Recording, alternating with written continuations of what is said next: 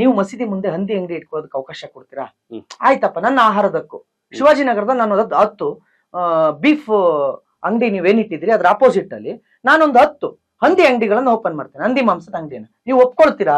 ನಿಮ್ ಧಾರ್ಮಿಕ ಭಾವನೆಗೆ ಧಕ್ಕೆ ಬರುತ್ತೆ ಅಂತೀರಿ. ನೀವು ನಡೆಸುವ ಮುಸ್ಲಿಂ ಜಾತ್ರೆಗಳಲ್ಲಿ ಬಂದು ನಾನು ಹಂದಿ ಕಬಾಬ್ ಮಾಡ್ತೀನಿ, ಒಪ್ಕೊಳ್ತೀರಾ? ಒಪ್ಕೊಳ್ಳಲ್ಲ. ಆದ್ರೆ ನಾನು ಒಪ್ಕೋಬೇಕು. ಯಾಕೆ?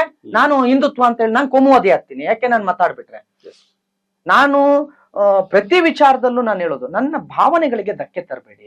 ನೀವು ಹಲಾಲ್ ಅನ್ನೋದನ್ನ ಹೇರ್ಬೇಡಿ ನಮ್ಮ ಮೇಲೆ.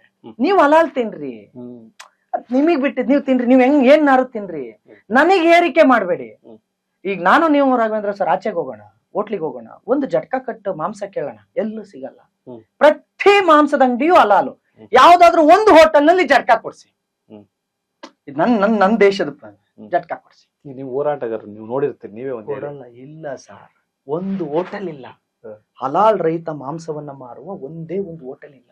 ನಮ್ಮ ವಿಜಯವಾಹಿನಿ ನ್ಯೂಸ್ ಚಾನೆಲ್ನಲ್ಲಿ ಪ್ರಮೋಷನ್, ಜಾಹೀರಾತು, ಅಡ್ವರ್ಟೈಸ್ಮೆಂಟ್ ನೀಡಲು ಸಂಪರ್ಕಿಸಿ 9535808456.